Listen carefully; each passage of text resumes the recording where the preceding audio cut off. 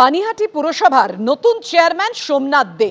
অভয়ার মা বাবা বলছেন, অভয়ার দেহ সৎকারে যার বিশেষ ভূমিকা তার জন্যই এই পুরস্কার। হাসপাতাল থেকে দেহ নিয়ে পালিয়ে তড়িঘড়ি সৎকার করা হয়েছিল। আমরা যখন টালা থানায় গ্রিন করিডর করে দেহ এনেছিল সোমনাথ, নির্মল চুল্লিতে দেহ ঢোকানোর পরেই সোমনাথকে ওয়েল ডান বলেছিলেন নির্মল ঘোষ। স্বাস্থ্যমন্ত্রীর নির্দেশেই সবকিছু হয়েছিল, তারই পুরস্কার পেলেন সোমনাথ দে।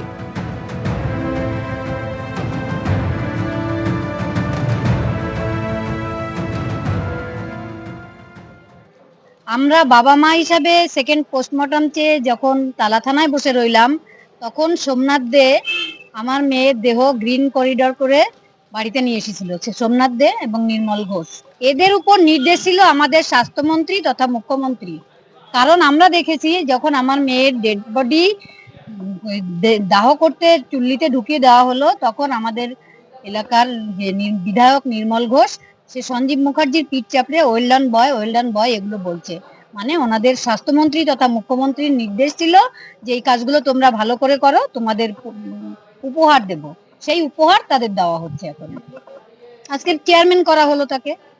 আমার মেয়ে যখন আমার খবর পাই, আমি রাস্তায় যাওয়ার সময় আমি ওকে ফোন করে ডেকে নিয়ে গেছিলাম, কিন্তু 2টো নাগাদ ও হসপিটালে পৌঁছায়। 2টো থেকে যতক্ষণ আমার ডেড বডি নিয়ে ও পালিয়েছে আর কি, ওখান থেকে পালিয়েছে পালিয়ে ততক্ষণ একটি কথা আমার সঙ্গে খরচা করেনি, এবং সেই দিনে আমার সঙ্গে ওর সঙ্গে কোনো কথাই হয়নি।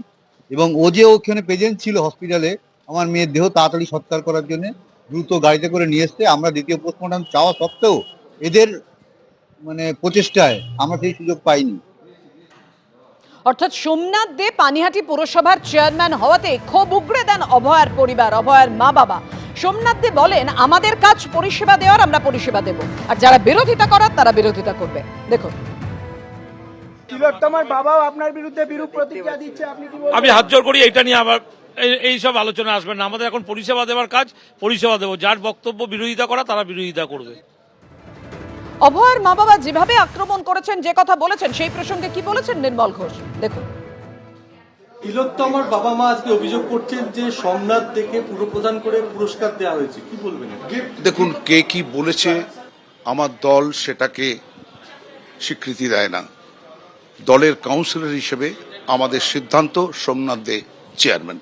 কে কি বলেছে তার কোনো গুরুত্ব এখন আমার কাছে এবং আমাদের দলের কাছে এখন নেই। 2011 থেকে 455 জন বিজেপি কর্মীকে খুন করা হয়েছে। 2021-এ তৃতীয়বারের জন্য মুখ্যমন্ত্রী মমতা বন্দ্যোপাধ্যায় নির্বাচিত হন, কিন্তু ভোট পরবর্তী হিংসায় 27 দিনের মধ্যে 56 জন বিজেপি কর্মীকে খুন করা হয়েছিল। রাজ্যে হিংসা নিয়ে সংসদে দাঁড়িয়ে এমনই মন্তব্য শ্রমিক ভট্টাচার্যের। 2014 के साधारण चुनाव के बाद इलाम बाजार ब्लॉक के अंदर 5 भारतीय जनता पार्टी का अल्पसंख्यक कार्यकर्ता मारे गए। आज जो लोग यहां बैठकर एससी, एसटी और ओबीसी का बातें करते हैं, 455 BJP workers have been killed since 2011।